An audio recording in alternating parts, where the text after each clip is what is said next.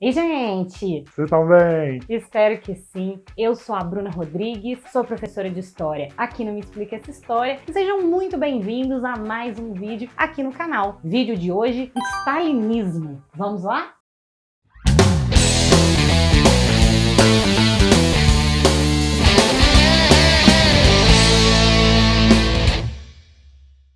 O chamado stalinismo corresponde ao período histórico em que Joseph Stalin governou a União Soviética. Esse período vai de 1924, desde a morte do fundador da União Soviética, Vladimir Lenin, em 24, até 1953, ano da morte de Stalin. Bom, se você viu o meu vídeo sobre a Revolução Russa, deve se lembrar que em 1924 Lenin morreu, deixando aí uma crise sucessória para o governo soviético. E a disputa ficou entre Joseph Stalin e Trotsky. Dentro dessa disputa, as ideias de Stalin acabaram ganhando mais apoio do parlamento. Ele já era o secretário-geral do Partido Comunista e foi escolhido então como o sucessor do Lenin, dando início então ao seu governo. E muito rapidamente, ele já vai começar a se transformar em um ditador. Assim que o Stalin assume, ele já manda o Trotsky para o exílio e ele acaba indo então para o México, aonde ele vai conhecer a pintora Frida Kahlo, onde ele vai ter um trelelê ali com ela, né? Os dois vão acabar vivendo um romance escondido ali. Não satisfeito com o Trotsky no exílio, Stalin manda matar Trotsky e mais, ele manda apagar as fotos do Trotsky, a presença dele ali dentro da história da União Soviética. Então, várias fotos famosas tiveram ali o Trotsky retirado, com a ideia aí do Stalin de apagar a figura dele, né, e qualquer tipo de relevância que ele teve para a história da União Soviética. Vocês já estão vendo que o Stalin, né, é meio surtado e pouco a pouco ele vai mostrando isso cada vez mais. Porque não satisfeito aí de eliminar o Trotsky, ele vai começar a caçar todos os trotskistas dentro da União Soviética. Ou seja, todo mundo ali que defendia que o Trotsky fosse o sucessor de Lenin estava agora sendo caçado dentro do Partido Comunista, dentro da União Soviética. E aí, pouco a pouco, o Stalin vai se transformando não só em um ditador, mas como um líder totalitário e se afastando cada vez mais do ideal do Lenin, do ideal marxista. Ele vai começar a colocar em prática medidas que não têm nada a ver com o planejamento que o Lenin tinha para a União Soviética. Vai começar a ordenar expurgos, assassinatos, sequestros, caças a qualquer tipo de oposição,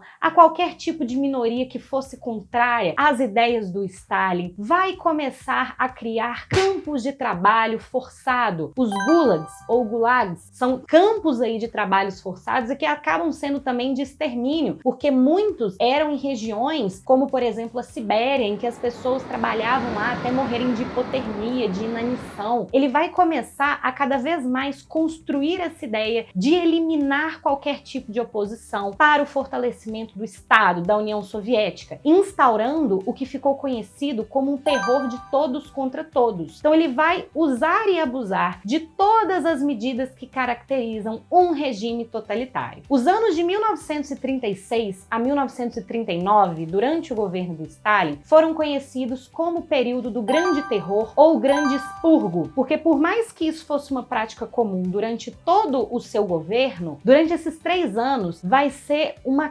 caça aos antimarxistas e qualquer opositores ao partido de forma muito intensa. Então o Stalin vai investir pesado em eliminar a oposição para garantir a manutenção lá do status quo da União Soviética, fazendo com que nenhum inimigo estivesse dentro ali do seu controle. Então Stalin vai usar toda a máquina burocrática para garantir a sua supremacia. E lembrando que, como um bom regime totalitário, também traz muito a ideia de culto ao líder, culto à sua personalidade. Então Stalin vai investir na produção de cartazes, de cartilhas, de qualquer tipo de divulgação de imagem que veiculasse ele como o grande protetor, o grande salvador, o grande pai que estava ali para cuidar da União Soviética. Em termos de economia, o Stalin vai adotar a chamada economia planificada. O que é isso? A gente já sabe que o governo totalitário é aquele em que o Estado controla tudo dentro do país, inclusive a economia. Então, a economia planificada é uma economia que é totalmente controlada e gerenciada pelo governo. E para isso, uma das grandes pautas do Stalin será o plano quinquenal. O que é isso? Ele estabelecia metas para serem cumpridas em 5 anos. E aí, depois de 5 anos, ele as reformulava de acordo com as novas demandas e assim, de 5 em 5 anos, ele iria estabelecendo metas para a economia da União Soviética. Ele vai abolir a NEP, que foi criada pelo Lenin, a nova política econômica, e vai fechar qualquer entrada do capital externo, do investimento estrangeiro dentro da União Soviética. E vai fortalecer tudo que é do Estado.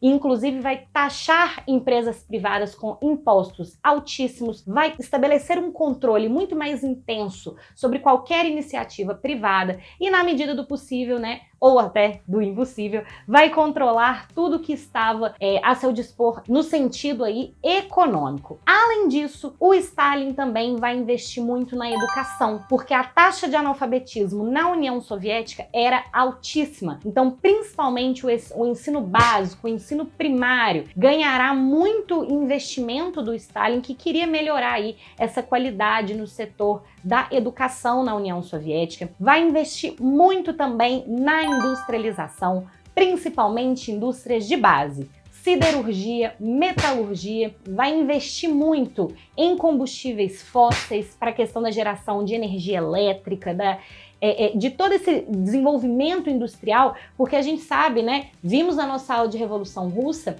que a industrialização da União Soviética foi muito tardia. Então Stalin vai tentar correr atrás aí desse tempo perdido e vai investir de forma maciça na industrialização. Isso vai fazer com que milhões de empregos fossem gerados na União Soviética. E a gente sabe que o desemprego era também um problema muito alto. Então, esse proletariado, esse operariado agora empregado, vão ser aí um grande apoiador do stalinismo. Então, a massa trabalhadora vai ser aí uma das maiores responsáveis pelo apoio, pelo reconhecimento de Stalin, que vai também usar isso ao seu favor, sendo um grande articulador das massas, muito carismático, sempre se aproximando do trabalhador e criando uma relação muito próxima com esse trabalhador soviético. Ele também vai utilizar uma prática de expropriação e coletivização das terras na União Soviética. Qualquer terra passaria agora a ser propriedade do Estado.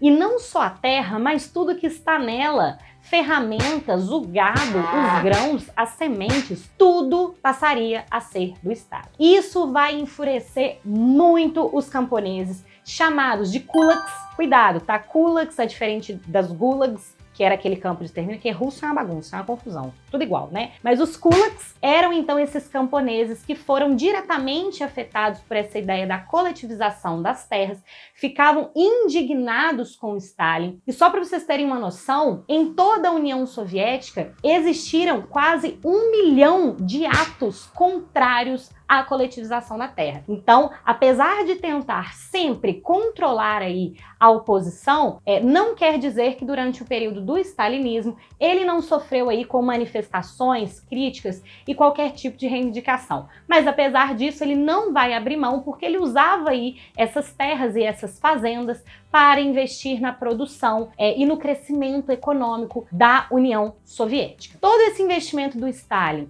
vai ser constante durante todo o período do seu governo, porém, existe um empecilho aí no meio do caminho chamado Segunda Guerra Mundial.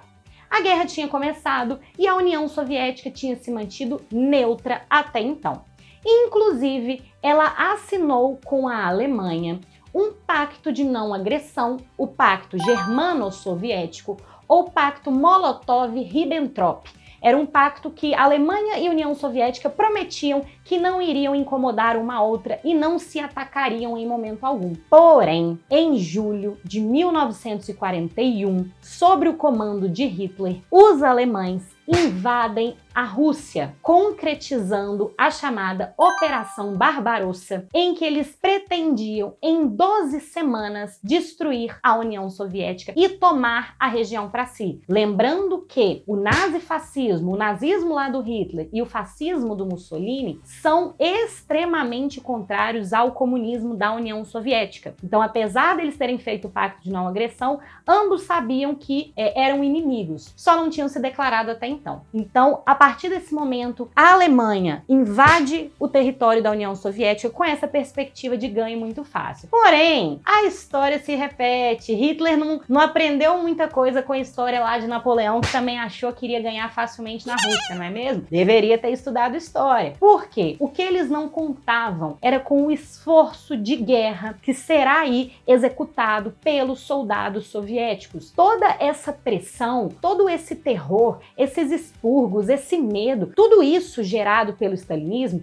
é como se tivesse calejado os soviéticos e os preparado de uma forma que ninguém tinha visto até então para lidar com uma guerra. Então, os soldados russos, eles tinham uma disciplina, um esforço de guerra, um empenho, uma dedicação e uma resistência que surpreendeu literalmente o mundo inteiro. Ninguém contava que um dos grandes definidores da Segunda Guerra seriam os soviéticos. Então, contrariando todas as expectativas dos alemães, os soviéticos conseguem bater as tropas alemãs. E mais, em 45, invadem Berlim e colocam fim ao nazismo alemão, sendo aí um dos vitoriosos da Segunda Guerra Mundial. Aí, meus amigos, se o Stalin já era chato antes, o homem virou um nojo, porque simplesmente ganhou a Segunda Guerra Mundial. Então, quando ele volta para casa aí com a vitória, o culto à sua personalidade foi assim, 200% aumentado. Tanto que ele se autodenominava feito de ferro, porque ele falava que ninguém conseguiria bater ele, nem mesmo lá a favorita na Segunda Guerra, que era a Alemanha. E aí, o culto à sua personalidade aumenta, toda essa ideia, né, do enaltecimento à figura do líder vai ficando cada vez mais forte. E lembrando, apesar de terem aí diminuído a questão do terror, não vai ser, né, tão forte quanto foi entre os anos de 36 a 39, mas isso continuou durante todo o regime stalinista. E apesar também de ter tido um gasto que ele não estava pretendendo com a Segunda Guerra, muito rapidamente o Stalin vai conseguir reconstruir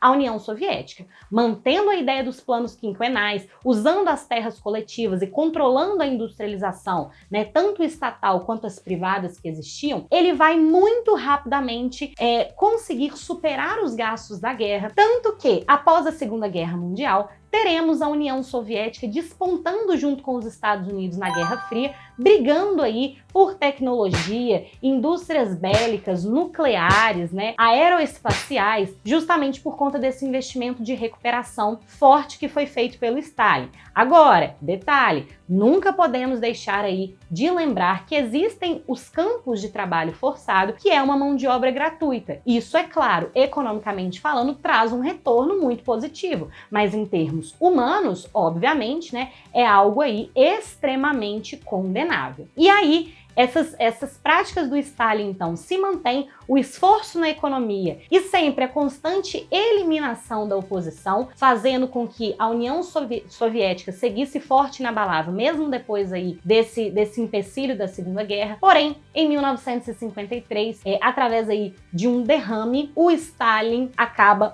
morrendo na União Soviética. Quem irá o substituir vai ser Nikita Khrushchev, que vai dar início a uma outra fase da história da União Soviética, conhecida como um período da desestalinização.